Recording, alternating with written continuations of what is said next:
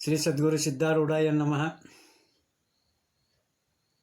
ಗುರು ಬ್ರಹ್ಮ ಗುರುರ್ ವಿಷ್ಣು ಗುರುರ್ದೇವೋ ಮಹೇಶ್ವರ ಗುರು ಸಾಕ್ಷಾತ್ ಪರಬ್ರಹ್ಮ ತಸ್ಮೈ ಶ್ರೀ ಗುರುವೇ ನಮಃ. ಓಂ ತತ್ಪುರುಷಾಯ ವಿದ್ಮಹೆ ವೀರಭದ್ರಾಯ ಧೀಮಹಿ ತನ್ನೋ ದೇವ ಪ್ರಚೋದಯಾತ.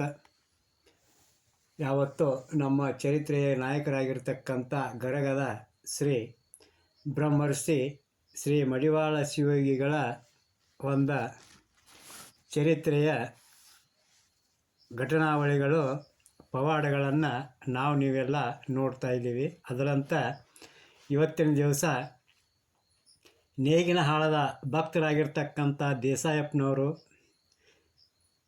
ದೊಡ್ಡಪ್ಪ, ಲೋಬಾಣದ ಮಹಾದೇವಪ್ಪ ಮತ್ತು ರಾಮನಗೌಡರು, ಇನ್ನೊಬ್ಬ ಚೆನ್ನಪ್ಪ, ಇವರೆಲ್ಲರೂ ಕೂಡಿ ಸ್ವಾಮಿಗಳ ದರ್ಶನಕ್ಕೆ ಗರಗ ಗ್ರಾಮಕ್ಕೆ ಬರ್ತಾರೋ.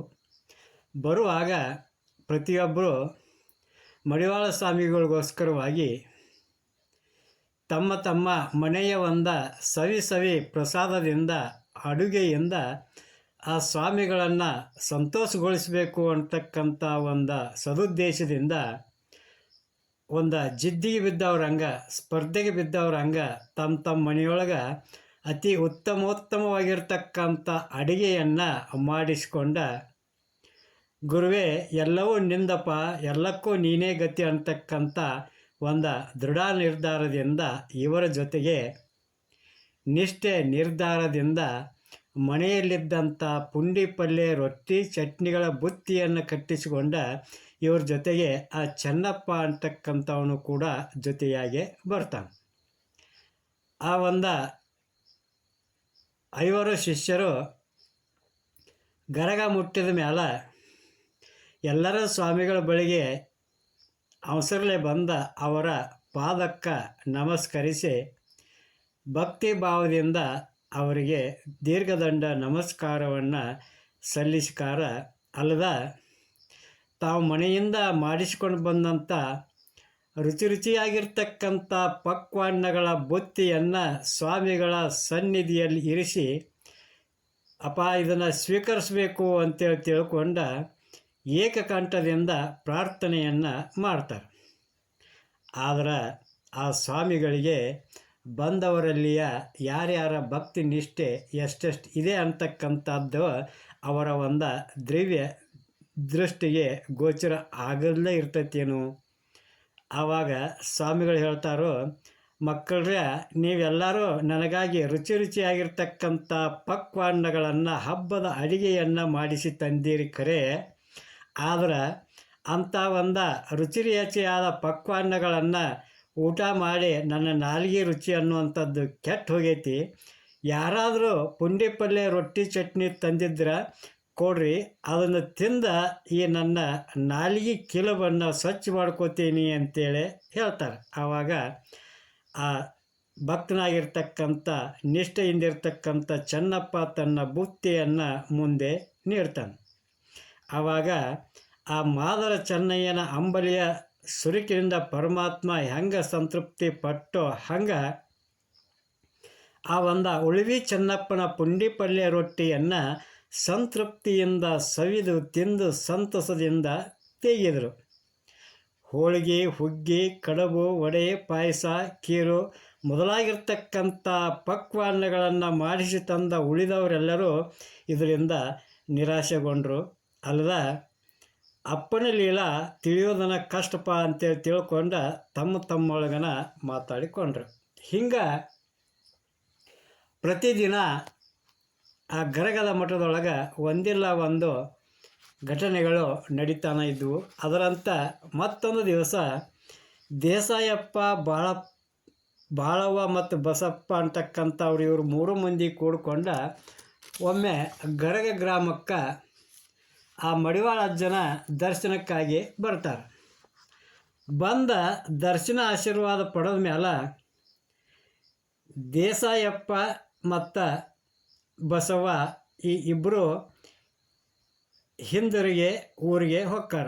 ಆದರೆ ಆ ಪರಮಾತ್ಮನ ಸಂಕಲ್ಪದಂತೆ ಅವರ ಜೊತೆ ಬಂದಂಥ ಆ ಬಾಳವ್ವ ಮಾತ್ರ ಆ ಗರಗದ ಮಠದೊಳಗೆ ಆ ಸ್ವಾಮಿಗಳ ಹತ್ತಿರನ ಇದ್ದ ಅವರ ಸೇವೆಯನ್ನು ಮಾಡ್ತಾ ಮಠದೊಳಗನ ಉಳ್ಕೊಂಡ ಬಿಡ್ತಾಳೆ.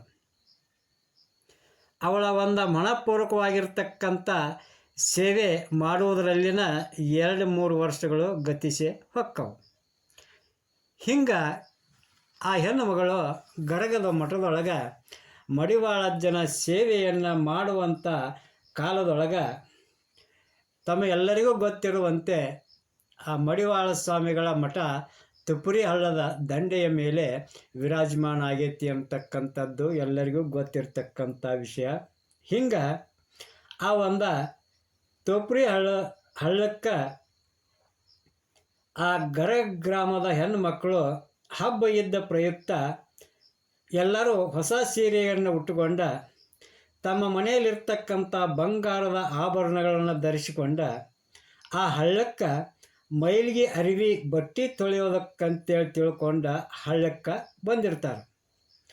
ಆ ಬಂದಂಥ ಹೆಣ್ಣು ಮಕ್ಕಳನ್ನು ಆ ಹಳ್ಳದ ದಂಡೆಯ ಮೇಲೆ ನಿಂತಂಥ ಆ ಬಾಳವ್ವ ನೆಟ್ಟ ನೋಟದಿಂದ ನೋಡಿಯೇ ನೋಡ್ತಾಳ. ಅವಳಿಗೆ ಎಳ್ಳಷ್ಟು ತೃಪ್ತಿ ಅಂತೂ ಆಗೋದಿಲ್ಲ. ಆವಾಗ ಆಕೆ ತನ್ನ ಮನಸ್ಸಿನೊಳಗೆ ಏನು ವಿಚಾರ ಮಾಡ್ತಾಳು ಅಂತಂದ್ರೆ, ನಾನು ಇವರಂಥ ಮದುವೆ ಆಗಿದ್ರೆ ಹೊಸ ಜರ್ತಾರಿ ಸೀರೆ ಉಟ್ಟ ಬಂಗಾರದ ದಾಗಿನ ಧರಿಸಿ ಶೃಂಗಾರವಾಗಿ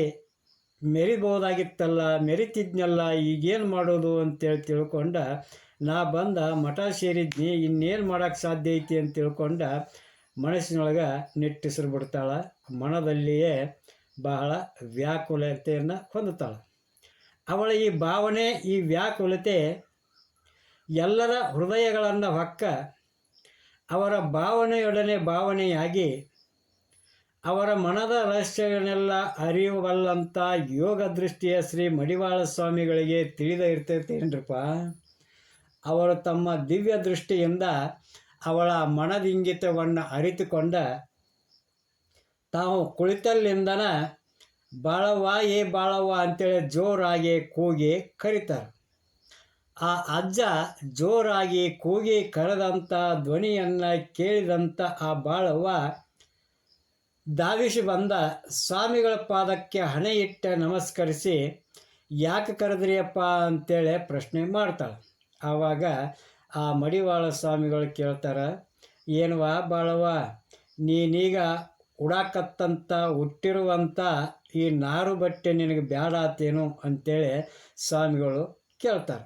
ಆವಾಗ ಅವಳು ಆಶ್ಚರ್ಯಚಕಿತೆಯಾಗಿ ಮೌನವನ್ನು ವಹಿಸಿ ಸಣ್ಣ ಮೋರೆ ಮಾಡಿಕೊಂಡ ನಿಂದಿರ್ತಾಳೆ.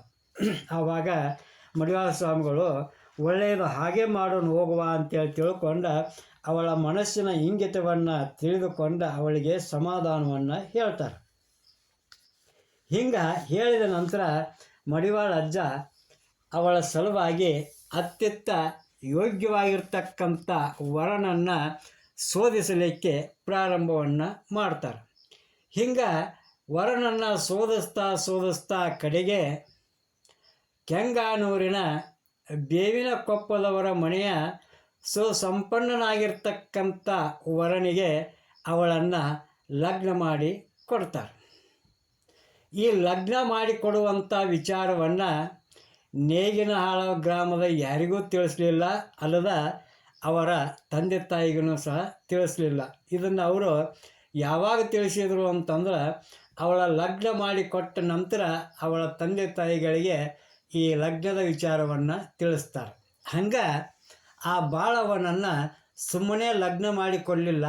ಒಬ್ಬ ಹೆಣ್ಣು ಮಗಳಿಗೆ ತವರ ಮನೆಯಿಂದ ಏನೇನು ಉಡುಗೊರೆಗಳನ್ನು ಆಯೇರಿಗಳನ್ನು ಕೊಟ್ಟು ಕಳಿಸ್ಬೇಕಾಗಿತ್ತು, ಆ ಎಲ್ಲ ಸರಂಜಾಮುಗಳನ್ನು ಆ ಬಾಳವ್ವನಿಗೆ ಸ್ವತಃ ಮಡಿವಾಳ ಅಜ್ಜನೇ ತಮ್ಮ ಖರ್ಚಿನಿಂದ ಎಲ್ಲವನ್ನು ಕೊಟ್ಟು ಆ ಒಂದು ಲಗ್ನವನ್ನು ಸಾಂಗವಾಗಿ ನೆರವೇರಿಸಿ ಕೊಡ್ತಾರೆ. ಇದರಂತ ಆ ಹೆಣ್ಣು ಮಗಳ ವೈವಾಹಿಕ ಜೀವನ ಸುಖವಾಗಿರಲಿ ಅಂತೇಳಿ ಅವಳಿಗೆ ಆಶೀರ್ವಾದವನ್ನು ಮಾಡ್ತಾರೋ. ಅಷ್ಟೇ ಅಲ್ಲ, ಆ ಮಡಿವಾಳ ಸ್ವಾಮಿಗಳು ತಾವು ದೇಹ ಬಿಡುವವರೆಗೂ ಅವಳಿಗೆ ಒಬ್ಬ ತಂದೆಯ ಮನೆಯಿಂದ, ತವರು ಮನೆಯಿಂದ ಏನೇನು ಅವಳಿಗೆ ಸಲ್ಲಬೇಕಾಗಿದೆಯೋ ಆ ಎಲ್ಲ ಸವಲತ್ತುಗಳನ್ನು, ಆ ಎಲ್ಲ ಕೊಡುಗೆಗಳನ್ನು ಒಬ್ಬ ತಂದೆಯಾಗಿ ಒಬ್ಬ ತಾಯಿಯಾಗಿ ಅವಳಿಗೆ ಪ್ರತಿ ವರ್ಷವೂ ಸೀರೆ ಕುಪ್ಪಸಗಳನ್ನು ತಪ್ಪದೆ ಕಳುಹಿಸುತ್ತಿದ್ದರು ಅಂತೇಳಿ ತಿಳ್ಕೊಂಡ ನಾವು ನೀವೆಲ್ಲ ಈ ಒಂದು ಪ್ರವಚನದೊಳಗೆ ಕೇಳ್ತೀವಿ. ಹಂಗೆ ಆ ದಯಾಮಯನಾಗಿರ್ತಕ್ಕಂಥ ಆ ಮಡಿವಾಳ ಶಿವಯೋಗಿಗಳು ಇವತ್ತು ನಮ್ಮ ನಿಮ್ಮ ಕಣ್ಣೆದುರಿಗೆ ಇಲ್ಲದಿದ್ದರೂ ಕೂಡ ಆ ಕರ್ತೃ ಗದ್ದಿಗೆಯೊಳಗೆ ತನ್ನ ಗದ್ದಿಗೆಗೆ ಬಂದ ನಿಷ್ಠೆಯಿಂದ, ನಿರ್ಭಾವದಿಂದ, ನಿರ್ವಿಕಾರದಿಂದ ಯಾರು ಅಲ್ಲಿ ನಾಮಸ್ಮರಣೆಯನ್ನು ಗೈತಾರೋ, ಯಾರು ನೆರೆ ನಂಬಿ ಮಡಿವಾಳಜ್ಜನನ್ನು ಪೂಜಿಸ್ತಾರೋ ಅಂಥವರಿಗೆ ಇವತ್ತಿಗೂ ಸೈ ಆತ ಕೊಡುಗೈ ದೇವರಾಗಿಯೇ ಇಂದು ಆ ಗರಗ ಗ್ರಾಮದಲ್ಲಿ ಮೆರಲಿಕತ್ತಾನು ಅಂತೇಳಿ ತಿಳ್ಕೊಂಡು ಹೇಳ್ತಾ ಇವತ್ತಿನ ಈ ಒಂದು ಪ್ರವಚನಕ್ಕೆ ಮಂಗಲವನ್ನು ನೀಡೋಣಂತ. ಜೈ ಮಂಗಲಂ, ಜೈ ನಮಃ ಪಾರ್ವತೀಪತಿ ಶಿವ ಹರ ಹರ ಮಹಾದೇವ. ಶ್ರೀ ಸದ್ಗುರು ಸಿದ್ಧಾರೂಢಾಯ ನಮಃ. ಶ್ರೀಮನ್ಯಜನ ಶಿವಯೋಗಿ ಮಹಾರಾಜ್ ಕಿ ಜೈ.